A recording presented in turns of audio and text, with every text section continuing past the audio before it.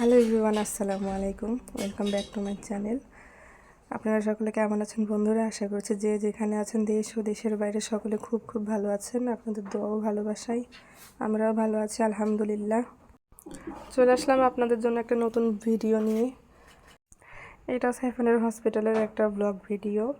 তো কিছু কিছু ভিডিও আমি আসলে শেয়ার করতে চাচ্ছি যে যেন স্মৃতি হয়ে পরে এটা থেকে যায় আমার মোবাইলে। আর ইউটিউব চ্যানেল থেকে তো আর ভিডিও সচরাচর ডিলিট হয় না। আর এই তো দেখেন আমার পাকা বাবাটার অবস্থা, তার হাতে ক্যান্ডেলা পরানো আছে, তার সে হাতের উপরে সে ভর করে ঠাস করে পড়ে গেল। হসপিটালে তার এমন একটা অবস্থা হয়েছে যে সে রুমের ভিতরে একেবারে থাকতে চাইছে না। আর ছোট বা বড়রাই থাকতে চাচ্ছে না, কারণ যেহেতু একটা একটা মানে সরকারি হসপিটাল, তো এখানে গ্যাঞ্জাম থাকে, এদিকটা চিল্লা পাল্লা, সবসময় রোগী আসতেই থাকে। বড় মানুষ এই ট্রমার মধ্যে চলে যায়, আর তো ছোটো বাচ্চা। আর যেহেতু সে অসুস্থ আর সে একেবারে রুমের ভিতর থাকতে চায় না, সে বাহিরে এসে খেলাধুলা করবে।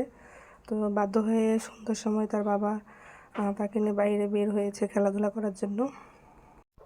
সে হসপিটালে থাকবে না বলে তার বাবা তাকে একটু সচল রাখার জন্য বা স্তব্ধ একটু রুমে রাখার জন্য তাকে অনেকগুলো খেলনা কিনে দিয়েছে। আর সৌভাগ্য বা দুর্ভাগ্যবশত যাই হোক, সে খেলনাগুলো অলরেডি ভেঙেও ফেলেছে। তাকে এত এত খেলনা কিনে দেওয়ার পরও সে থাকতে চাইছে না। তারপর বাধ্য হয়ে তার বাবা তাকে একদিন উত্তরা গণভবনে নিয়ে গেল তাকে একটু ঘুরতে বেড়াতে। আর উত্তরা গণভবনে গিয়ে সে তো মহা খুশি, কারণ ওখানে হরিণ, তারপরে খরগোশ, বানর, ময়ূর আর ইত্যাদি অনেক পশু পাখি আছে। এসব দেখার পরে তার মন অনেকটা ভালো হয়েছে। সাইফান যেন একটু ভালো থাকে, একটু খুশি থাকে, তার জন্য তার বাবা তার সাধ্যমতো যতটুকু পেরেছে চেষ্টা করেছে তাকে একটু হাসি খুশি রাখার। আর যেহেতু ছোট বাচ্চা অনেক বড় একটা ধাক্কার মধ্যে পড়েছিল, তাকে একটু ভালো রাখার চেষ্টা করেছে। আর এখানে দেখা যাচ্ছে অনেকগুলো খরগোশের ছানা। আর বন্ধুরা, আজকে আমার গলার ভয়েসটা একটু অন্যরকম দেখাতে পারে, শোনাতে পারে, কারণ আমার গলাটা ঠান্ডা একটু বসে গেছে, যার ফলে একটু চাপা চাপা কণ্ঠ হয়ে গেছে। আপনারা দয়া করে কেউ কিছু মনে করবেন না। আর কথাবার্তার ভুল হলে অবশ্যই আমাকে ক্ষমা করবেন। আর সবাই অবশ্যই আমার চ্যানেলটিকে সাবস্ক্রাইব করে আমার পাশে থাকবেন। আপনাদের অফুরন্ত ভালোবাসা এবং সাপোর্ট ছাড়া আমি একেবারে সামনে এগোতে পারবো না। আর আমি চাই আমি যেন নিজের পায়ে একটু দাঁড়াতে পারি, কারণ মেয়েরা যতই হোক, স্বামীর যত টাকা থাকুক বা টাকা না থাকুক, বাবার যত টাকা থাকুক বা না থাকুক, মেয়েদের একটা নিজস্ব একটা সম্বল থাকতে হয়। আর আমি মনে করি ইউটিউব বা ফেসবুক মেয়েদের সেই সম্বল করার জন্য বা মেয়েদের এই সমাজে টিকে থাকার জন্য একটা বড় মাধ্যম। আর সাইফান দেখেন খরগোশগুলোকে কী যেন খেতে দিচ্ছে, আর আমি তো ওখানে ছিলাম না, আমি জানিও না। সে এমনিতেও পশু পাখি, গরু ছাগল এগুলো খুব পছন্দ করে। এই সময় সাইফানের চুলগুলো অনেকটা বড় বড় ছিল, তো ওখান থেকে আসার পর তারপরের দিন তার চুলগুলো কেটে তারপর তাকে নাড়ু বানিয়ে দেওয়া হয়। আর আমি সাইফানের একটা ব্যাপার ফলো করেছি, তার যখন চুলগুলো একটু বড় বড় হয় তখন তার মাথা অতিরিক্ত ঘামে, আর ঘামার ফলে সেই ঘামগুলো অনেক সময় মুছা হয় না, তো ঘামগুলো আটকে তার ঠান্ডা সর্দি লাগে। তো এবার এই সময় তাই হয়েছিল। তো ভেবেছিলাম শুধু ঠান্ডা জ্বর, সিজন চেঞ্জ, কিছু মনে করিনি। যেরকম ওষুধপত্র খেতে হয় সেরকমই তাকে সেবা বা ওষুধপত্র খাইয়ে দিয়েছে, কিন্তু তারপরে সেটা কাজ হলো না।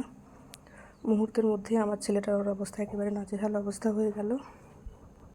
তো দেখেন এখানে আমার বাবা অনেক খুশি, খরগোশগুলোর সঙ্গে সে খুব ভালো খেলা করতেছে। সে অনেক খুশি হয়েছে এখানে গিয়ে, কারণ সে একটা বদ্ধ পরিসরের মধ্যে ছিল কয়েকটা দিন। আর আমরা সদর হসপিটালে 6 দিন ছিলাম।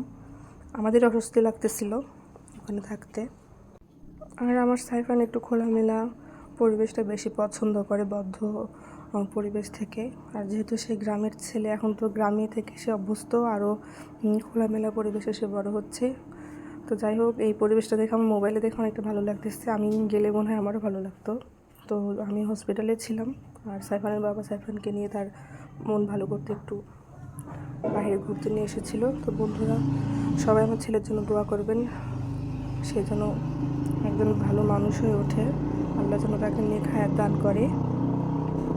আর এটা হলো উত্তরা গণভবন। উত্তরা গণভবনের আমার মনে হয় অনেক কিছুই নতুনত্ব সৃষ্টি হয়েছে। তো কারা কারা উত্তরা গণভবনে গিয়েছেন বা যাননি অবশ্যই কমেন্ট করে জানাবেন। আর উত্তরা গণভবন আসলে দেখতে অনেকটা সুন্দর। আমি অনেক আগে গিয়েছিলাম, বছর খানেকের মধ্যে বা 2-3 বছরের মধ্যে আমি আর যাইনি, যাওয়া হয়নি, যেহেতু সাইফান ছোটো ছিল, তার বাবা দেশে ছিল না, আর কোথাও যাওয়া হয়নি। সাইফানের ঘোরাঘুরির ভিডিওটা দেখতে আপনাদের কেমন লাগলো অবশ্যই কমেন্ট করে জানাবেন। আর যারা যারা এখন আমার চ্যানেলকে সাবস্ক্রাইব করেনি অবশ্যই সাবস্ক্রাইব করে আমার পাশে থাকবেন। আর হসপিটালে থাকা অবস্থায় সে তার বাবার জন্য এতটাই আরও পাগল হয়ে গিয়েছিল যে তার বাবা যে একটু বাথরুমে যাবে বা একটু বাসায় এসে গোসল করবে, তার বাবা সেটাও পারেনি। ম্যাক্সিমাম সময় তাকে সাথে নিয়ে অনেক সময় আমাদের বাসায় গোসল করতে আসতে হয়েছে, কারণ সে তার বাবাকে এক পলকের জন্য ছাড়েনি। সে আমার চাইতে তার বাবাকে বেশি ভালোবাসে, এটা বলতে আমি বাধ্য হলাম, কারণ আমি যদি তার কাছে 24 ঘন্টা না থাকি তার কোনো সমস্যা নেই, কিন্তু তার বাবার কাছে সে যদি 24 সেকেন্ড না থাকে তাতে মনে হয় সে মনে করে তার দুনিয়াটা একদম পুরোপুরি অন্ধকার। 3 বছর তার বাবা তার কাছ থেকে দূরে ছিল, সে হওয়ার পরে তার বাবাকে সে কাছে পায়নি, তবুও সে তার বাবার এত বড় ভক্ত আমি কখনোই ভাবতে পারি নাই। তো যাই হোক, এই যে বন্ধুর একটা ময়ূর দেখা যাচ্ছে, সেই ময়ূরটা খাবার খাচ্ছে। এরকম প্রাকৃতিক মনোরম পরিবেশে সকলেরই ভালো লাগবে। তো বন্ধুরা, আজকের ভিডিওটি কেমন লাগলো অবশ্যই সকলে কমেন্ট করে জানাবেন।